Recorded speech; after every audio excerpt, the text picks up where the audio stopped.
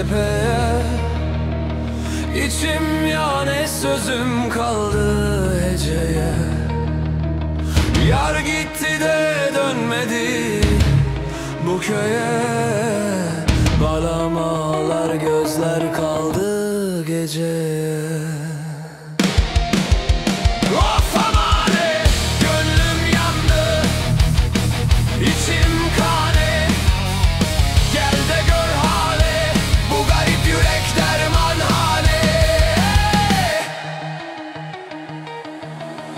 Sürmeli gözleri ben ölemde yoluna. Gülmüyor yüzüm, düşmüş emah diline. Bir selamet de yollara gülsün yine.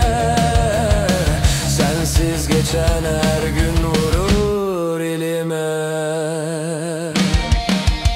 Of amane, gönlüm yandı, içim kane.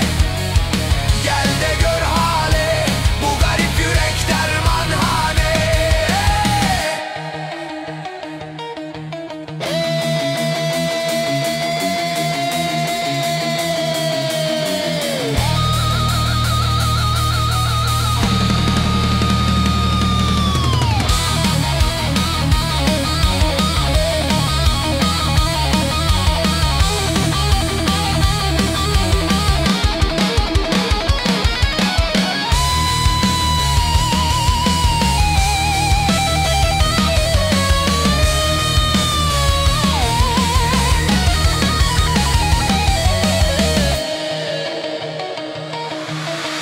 Dikle şahittir dertlerime, halime.